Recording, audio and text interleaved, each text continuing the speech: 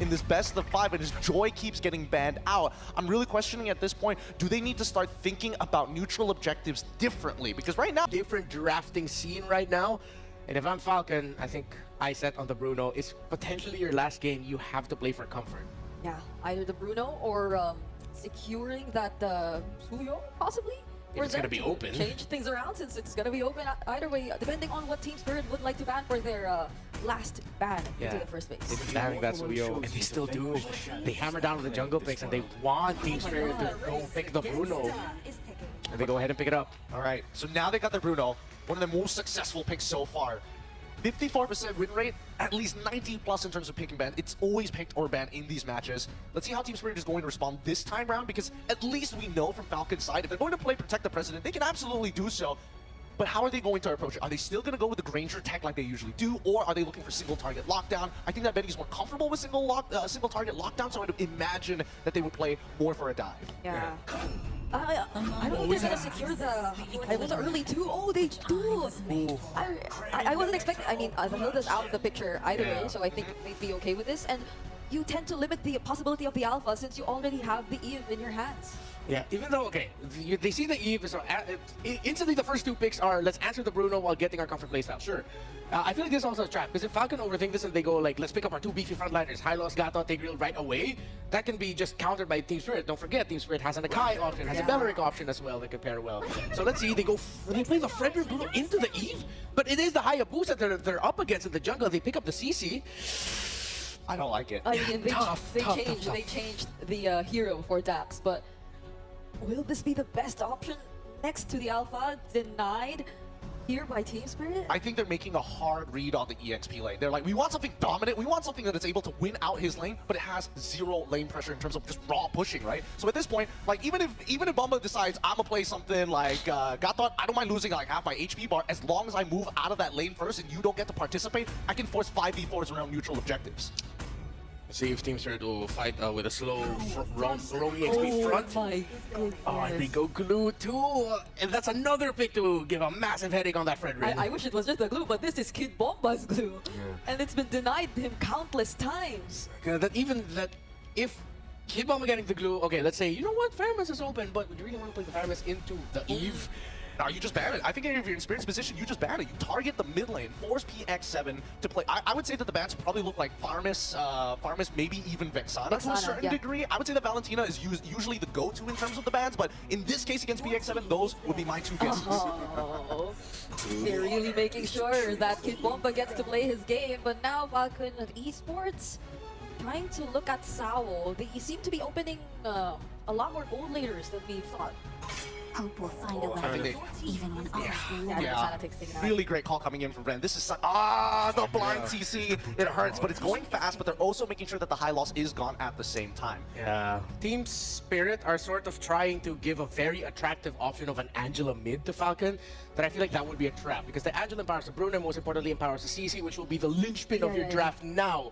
But if they go Angela, they'll be highly susceptible to the Hayabusa. Yeah, I'm also thinking about the 1-1 possibility here for Hiko even, if like Falcon Esports, their lineup is just so much focused on the front lines, the melee heroes, that their range is kind of limited just from the Bruno right now. And I don't think that they'd be trying to pick up the Farsa into this kind of composition as well. So they reserve their gold later for later. Done. It's done. And now what does Falcon Esports go for? What does PX7 pick into this kind of composition? The Valentina is still there, the Louis is still there, but like... I think your best bet, even Loi feels kind of bad, right? It really depends on the angle of which you want to approach these fights. I mean, you have to at this point. I feel like you don't have a choice. And they, with the chip, maybe they can come up with some more creative angles here. Falcons really have to execute a strong game, because right now, I'm saying that TS has got the draft down to a T. This should be a Granger pick. Yeah, this is a winning draft for Team Spirit, but Falcon might just be able to pull off some moves in the game to force game number 4. But whether it's a Granger, but the fact that they pick up the Farsa sort of turns off the idea of a 1-1 unless Team Spirit is that brave enough. I mean, it's Granger or Beatrix. Either way, you're chucking out your opponents and looking to help set up for Eve, Granger, and now you're just going to let one shot just do his thing. Well done. Well done. Beautiful draft by Team Spirit. Team Spirit might have just already secured. Can they do it here? I mean, just looking at the draft, I agree. Team Spirit has one, but they can just see another 5-game series nice soon. We can hope We can wish, but we might have to wait as we jump into the land of Dawn. Once again, the greater 4 is what both of these teams are fighting for, and Team Spirit is closer than ever at match point right now. A different draft again this time around for both teams, but nonetheless, the game plan for Team Spirit and Falcon Esports is the same. But I think that's the big question. Falcon Esports got their picks. I mean, for Benny specifically, gets the Bruno. This guy's got a huge win rate on this hero alone, signature pick for him. But is it going to be enough to actually go against what Team Spirit brought to the table? Looking at the emblems real quick, too. He's got that little extra defense, of course, the tenacity, some of that extra crit, quantum charge is what he's running, has a flicker to help him out, but also is going to have to rely on Kid X. And over on the other side, Hiko has been phenomenal. Just, again, the youngest player right now in the whole tournament, and he's been doing great. I mean, even though he gets his hands on the Granger, another favorite pick of his when he does see something like the Bruno across from him. Oh, they're ganking up Royal Milk right away. Wiggy Shadow Kill will do the job for one shot to take away Royal Milk. And I was about to say, apart from Benny who needs to step up, it's also Royal Milk. Because if we're going to look back at how Falcon Esports played against Fnatic on the Philippines, this was actually Royal Milk popping off in the early game. So they had to rely on the XP lane to dominate that laning phase and eventually let Benny reach his power spike early on and just wreak havoc against their teams. But with an early kill onto the CC, this might just be the same story that we've seen for Game 1 and Game 2. And part of that is the fact that that early kill, that first blood, went in the hands of One Shot. And I said this in the last game, you know, One Shot didn't get that first blood, but he was part of it. But this time that he gets this, you know, small advantage as it is, it gives you that confidence also on a hyper-scaling hero like Hayabusa to go ahead and get somewhat of an advantage. And maybe that's why Dax still went with his Fredrin. They trying to make a play. Trying to make a play onto Kid Bomba. They're going to do so successfully. A lot of artillery coming in from PX7 to dish out the damage onto Kid Bomba and Team Spirit. How will they react? Because so far, One Shot goes in. Stun coming in from the members of Falcon Esports. And that was a huge shutdown to bring down the jungler of Team Spirit. And just like Game 1 and Game 2, Falcon Esports will again control the first turtle. Well, there's what you need to do if you're Falcon Esports and you want to extend the series. You shut down a One Shot. Great usage of all the tools they have in their favor. Not only that, they started that fight again on Kid Bomba. It looked like Team Spirit was like, you know what, we do want to rotate, we do want to go ahead and contest this or grab that first turtle even after getting the first blood. But then they got punished. Yeah, again, that first blood from a One Shot to take down Royal Milk might just be more disadvantageous for Team Spirit because that enabled them to, you know, go for the dance and just give them a lot of false sense of confidence to try and take down a member of Falcon Esports. But Falcon Esports was ready for that. And speaking of ready, here comes the dynamic duo of Kid Bomba and One Shot. Bomba! Again, Bomba, but they answer back. The turret damage was there successfully to bring down Kid Bomba, so there was still a trade for Falcon Esports. Yep, Kid Bomba goes down onto the turret, but again, a kill in the hands of One Shot. Hiko now picking up the first item, gets the Hunter Strike. Over on the other side, Benny still working on his, but does have the level 2 boots. Of course, to deal with that mid lane, though. PX7 gone. Mid lane still going? At that point, just the AOG was just there for safety in case Falcon Esports PX7 was going to use the wings by wings. But real world manipulation at this point was more than enough to stun out PX7, even if it's a Farsa with the wings by wings. So right now, Team Spirit, they're upping the tempo. And this was actually Gideon was saying a while ago. If you want to go against Team Spirit, if you want to beat them, you really have to control the tempo. You cannot let Team Spirit dictate the pace of the game, as we've seen from game number 1 and game number 2. As One Shot picks his first item, the Hunter Strike is there. Again, if they win this, if Team Spirit ends up getting a sweep, I think a lot of people would say they're surprised because I heard different things coming into the matchup, especially after what we saw the matchup with Falcon Esports and Fnatic Onic just previously. So for Team Spirit to make this adjustment, I gotta agree with even what Brigida mentioned. You know, this is a very different Team Spirit that has improved, obviously throughout all the M series, but even in this tournament alone, throughout M6, man, they have just improved individually, but as a team as well, and it really shows in all the lanes. And they make that synergy really pop off, and you allow every one of them to shine in their role. I mean, maybe that's a lower bracket buff. Again, they have more games, more pressure. So right now, Team Spirit has a kind of a more exercise for them to execute their... They got more reps. Yeah, they got more reps in as One Shot goes in, trying to go for the reps that they wanted to try and bring down. Here comes PX7 with the but what a shot from Eiko! That's Sonata again to bring down Kid X. But all the while, Dax was just focused on their objective. Got the second turtle again for Falcon Esports. One shot though. Wiggy Shadow Kill gonna connect onto Royal Milk. Is it gonna be enough though? It won't. But again, that's just one shot saying that you have to consider the fact that I have already damage and I can burst down even the XP laner of Falcon Esports. Right now, a lot of focus here on the bottom side. Sawo coming back in. Dax will go ahead. Razor's Wrath, but it's just to keep them in check. Not sure if they still make a play. Conceal going to be used, though. Okay, they're going to use make a play. Energy Eruption is going to connect, plus the Crash Course. It's more than enough to bring down Sawo, and Sawo didn't even pop his Revitalize. He's going to save it later on for an early engage, a team fight for Team Spirit. And there's PX7, you can already feel the damage coming in from the Feathered Airstrike. Just one beautiful set from Falcon Esports, one beautiful shortcut can do the job and turn things around and break the tempo once again of Team Spirit. Dax is doing about the best he can. Obviously, with things happening all over the map. Oh no, Royal Milk. Again, one shot. It seems reminiscent of the game wherein, what was that game when, wait. Okay, the answer of Falcon Esports. Utilizing the shortcut to try and bring down one shot once again. That's 2 already to jungler of Team Spirit. Great choice to go ahead and find an answer back, but this is the tier 1 also going down. Team Spirit grabs that. But they had to use a shortcut. I mean, there has to be an answer to one shot, just kind of visiting up every single time, you know, able to find Royal Milk. Mid lane, Sunset Lover in trouble. Oh, okay. Gonna go on Kid Bomba. Forced to use the ultimate, but got cancelled out by Dax. Okay, here's the ultimate. AOG coming in from Sawo. Real world manipulation is there, but they're going to be able to take down Kid Bomba. Counter engage coming in from Falcon Esports. Another energy eruption onto Higo. One more hit is not going to be enough. He's going to be able to dash out. And again, Team Spirit. Now you see Falcon Esports, the version that actually took Fnatic Onic Philippines to 5 games. They're now controlling the pace and the tempo. Controlling the pace. Dax doing work, like I mentioned earlier. You know, a lot of times there's team fights happening around the map. He's like, you know what? I'm just going to go ahead and grab these objectives, focus on the turtles. This is and should be 3 for 3. I don't think one shot's going to be able to go ahead and steal this out. Does try to get in position, but it is going to be spotted. Kid X finds him. But right now, Dax just has control over the objectives, and there it is, 3 for 3 now. As long as Falcon Esports just focuses on that, and that might be the game plan for them. Again, dealing with, let's just secure objectives, turrets down, and then we can fight things out. Royal Milk again. Shadow Kill going to be used, but a little bit tankier this time, and he's fine. We'll back off mid lane. Okay, real world manipulation is there. Team Spirit, we're just waiting Sunset. for the counter. Kate, but Betty gets a kill onto Sunset Lover. Now trying to work on Kid Bomba. Split is there. Team Spirit will evade another death coming in, but just look at Hiko. PX7 is just demolished in the mid lane. Kid X from the back pops a shortcut. Royal Milk just doing the yo-yo blitz and brings down one shot also.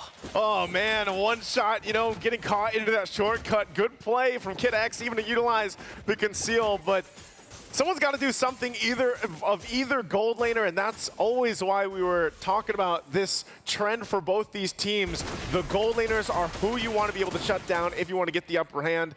And Hiko has been on point. Benny as well, able to pick up a couple kills. And even looking at the items, you know, you have Benny with the Malefic Gun and the Haas Claws already. Mid lane, Feathered Airstrike, really able to just kind of zone off Team Spirit in a lot of those points where they get pressure. So as long as they play around the Feathered Airstrike, Falcon Esports might be able to go ahead and get some more map control here. You know, honestly, at this rate, Falcon Esports, with the lead that they established, the only thing that could actually make them lose might just be the positioning once again of Kid X. Because again, you have the luxury of using your Y-Walk, going in for those crucial positions to try and get information. But on the other hand, they're going to gank up on Royal Milk once again.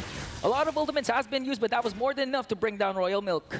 Oh, look at this, the possible response to it. It's going to get spotted out, though, with one Death Sonata. That turret's nearly going to go down, and they'll clear this out. What, one hit from the cannon minion won't take the turret down, one shot away on that, but Lord is now up as Team Spirit is going to go ahead and rotate towards there.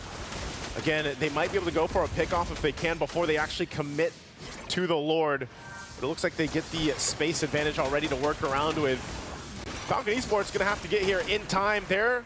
Kid X shows up, waiting to utilize the shortcut if he has to. They take their time. Dax now takes control of the Lord right now on the Fredrin. It's the best thing to be able to do on that hero, but it looks like they might just go ahead and let it go for now. Not really with an advantage that they're looking for in terms of space. Royal Milk! Okay.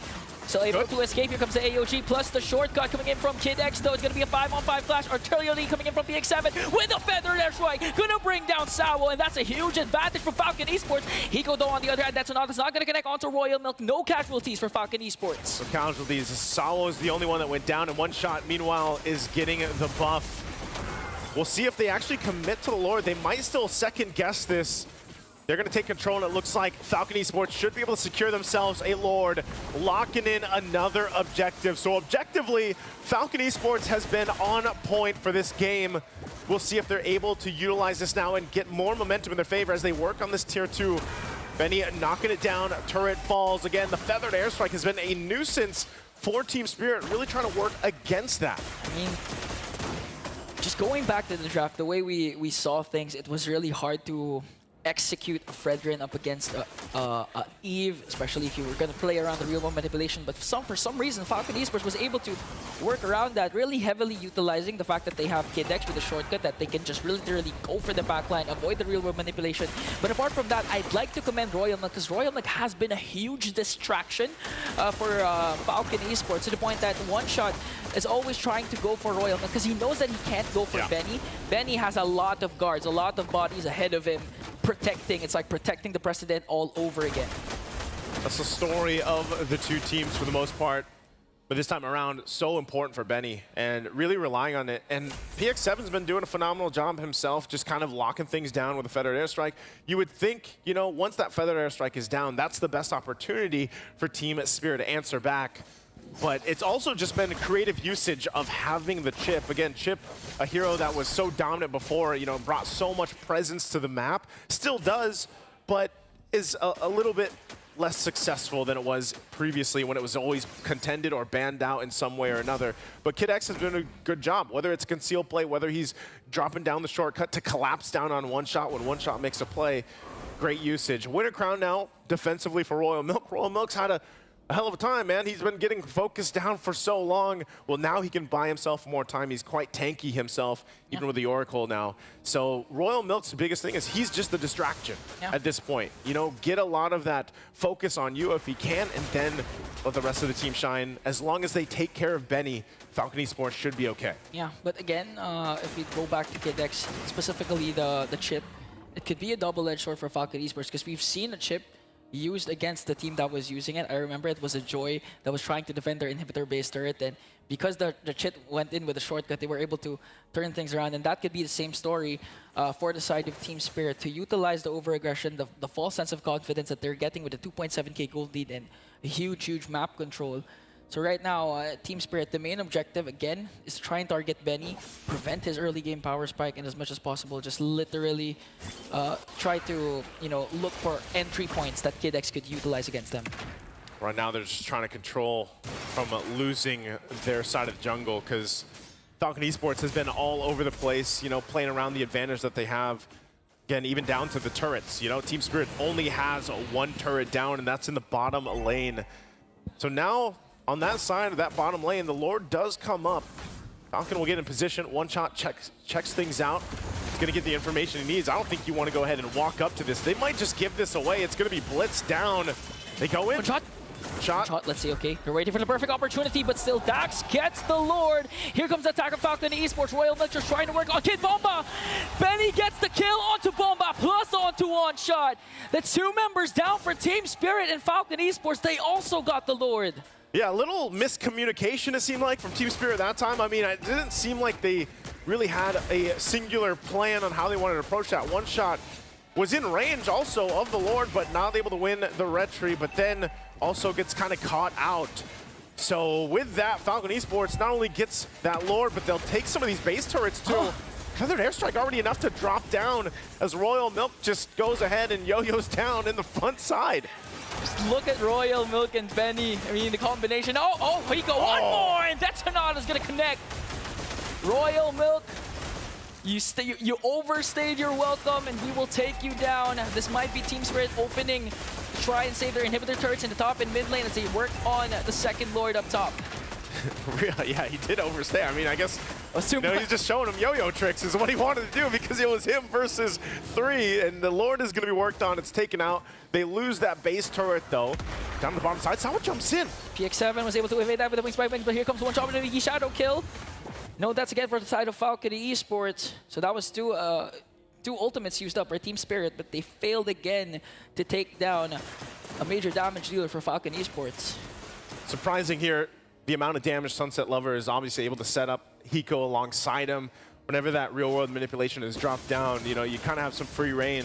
And then even for PX7, it's just, those are the very precise damage that comes from PX7 with a Fettered Airstrike. So in turn, Team Spirit, if they drag the game out longer, you know, they do have a deficit to work against, about 5,000 at this point. But even that being said, like, they could still technically contest the next lore that comes up. The hard part for them is actually getting through some of that front line that's being set up from Falcon Esports. And a lot of times it is Royal Milk, obviously, that will do that. Okay. But here we go again. Again, Kid Bomba got taunted down by Dax. Oh, Casting on the Feather Airstrike. Look at Kid X onto the backside. Already casted the shortcut. Here comes Killing Spree coming in from PX7. They're working on Hiko. And they're able to take him down with the help of Royal Milk. Now Sawa caught in the midst of everything. Gonna use the AOG to walk away. One shot. One member left for Team Spirit. It's just Sawa and Falcon Esports again. Utilizing Kid X shortcut to reach the backline. Royal Milk, all part of the plan, will get a triple. And there's the shots from Ben. He's actually going to slide into the base, work on the turret. They're looking to cap out the game. It's only Sawa left alone, taking the shots. They clear it out, and Falcon Esports will take it to another game. Wow, channeling their inner strength, their flight, their fight. They're not going to back down to anyone, and they're looking to extend the series and take this once again to 5 great games. It's killing one who's defending it.